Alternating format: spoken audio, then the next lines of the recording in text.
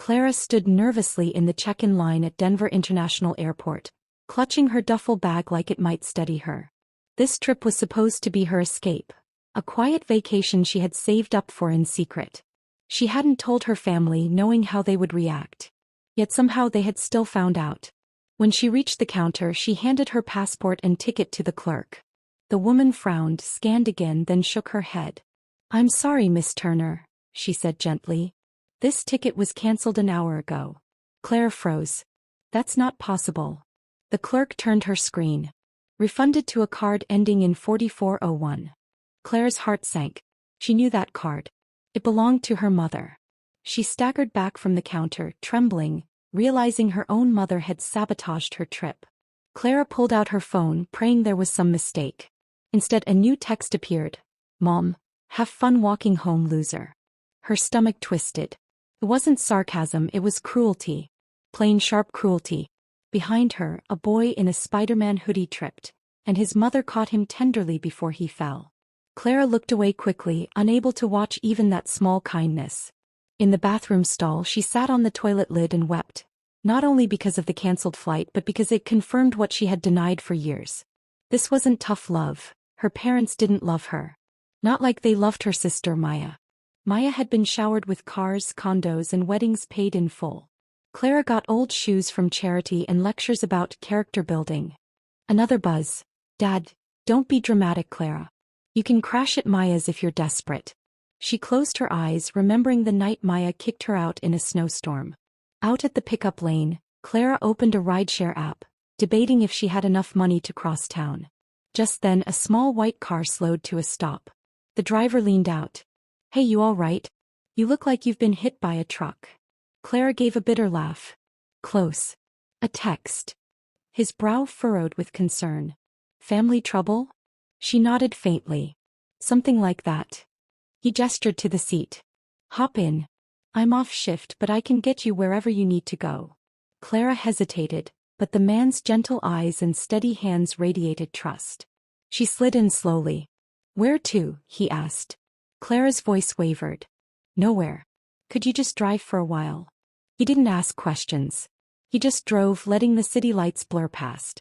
For the first time in years, Clara spoke openly about her parents, her sister, and how every small victory of hers was stolen or mocked. The driver introduced himself as Harvey, a man in his 60s with weathered hands and kind eyes. Clara talked until her throat burned. "Every time I stood up, they pushed me down. Maya was the pride. I was the burden." Harvey nodded softly, steering them toward a quiet park. After a pause, he said, "You remind me of my daughter.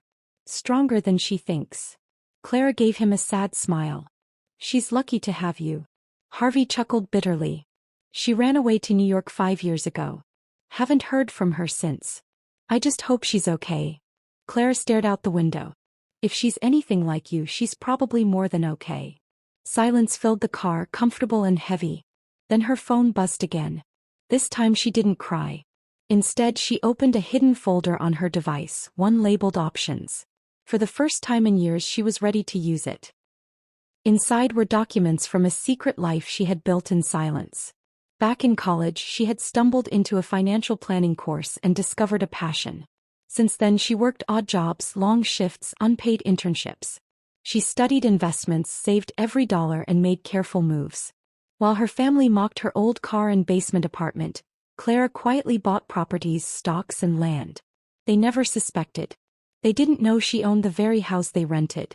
They didn't know her net worth sat at $78 million. Harvey glanced at her, noticing her expression shift. "What are you thinking?" She inhaled. "That I'm done being their daughter." He frowned. "What does that mean?" Clara looked out at the night sky, calm but firm.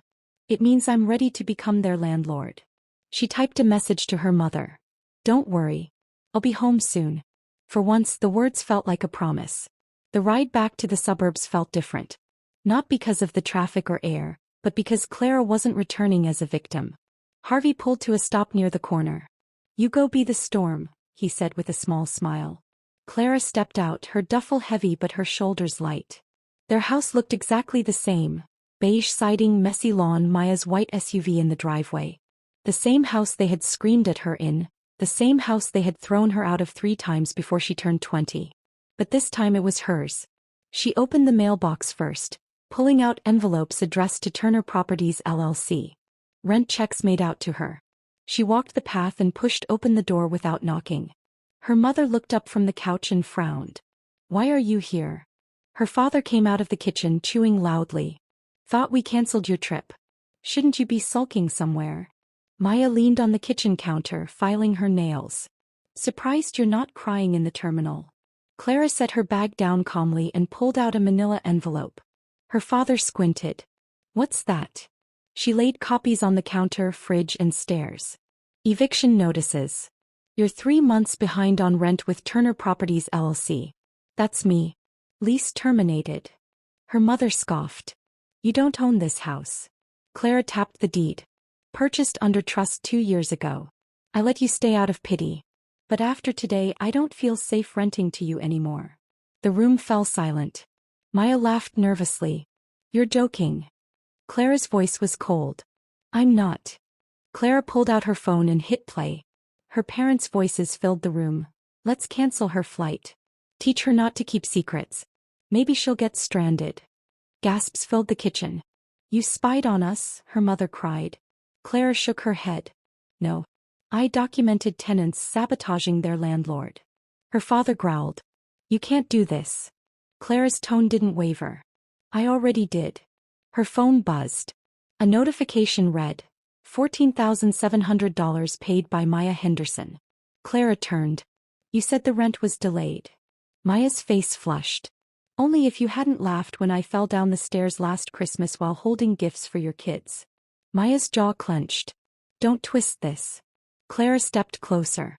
"I don't twist. I remember." She climbed the stairs, passing photos of Maya covering every wall. None of her. The frames had been bought with Clara's own money. In the guest room, once her childhood bedroom, she found a bin of her old sketchbooks, awards, and college letters stuffed in plastic. She snapped a photo, then carried the bin outside, dumping it into the trash. Maya was already whisper-screaming into her phone. Her father dialed furiously, perhaps a lawyer. It didn't matter. Clara had a clean paper trail. Receipts, leases, recordings, all organized months in advance. Standing at the door, she spoke evenly. "You have 3 days. After that, the sheriff files." Her mother's voice trembled. "We raised you." Clara's eyes hardened. "No. You drained me and called it love." She walked out without looking back. Back in her high-rise condo overlooking the lake, Clara received another text. "Maya, you're evil." She smirked. "Me? No. I'm just done pretending I'm not strong." 3 days passed, and just as promised, she filed with the sheriff.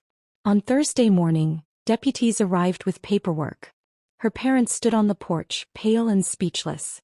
Maya had left the night before, dragging designer suitcases while cursing on the phone. Her husband had just discovered she emptied their shared account to pay rent. As movers cleared furniture, her mother turned tearful. "Clara, we never meant to hurt you." Clara looked at the scarf around her neck. The same one she had once bought on credit to please her. "Yes, you did," Clara said firmly. "You just never thought I'd fight back." Her mother reached for her hand, but Clara didn't take it. Instead, she handed the deputy a sealed envelope. "Leave this with the house." Inside was a photo of Clara and her young son, smiling together, free. Below it was a single line. "This is what family looks like, not what you built." Clara turned away, walking back to her car without hesitation. For the first time, she wasn't leaving in shame, she was leaving in strength. She wasn't the forgotten daughter anymore. She was the woman who had built a life her family never thought possible. As the days turned into weeks, Clara felt lighter. Her parents moved into a cramped rental across town. Maya's marriage crumbled under financial strain. For once, Clara didn't feel guilty. She had given them chances, grace, and even pity. They had responded with cruelty. Now she lived in peace with her son, running her business and watching her assets grow.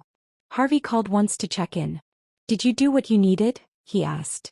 Clara smiled through the phone. "Yes, I did." His voice softened. "Good. You remind me of my girl. Stronger than she knows."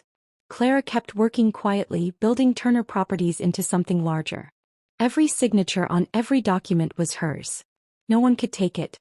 At night, when she tucked her son into bed, she whispered, "You'll never wonder if you're loved. Not with me." He smiled, trusting her completely. That was the difference. Love without condition. Unlike what she grew up with, her son would never feel like a burden.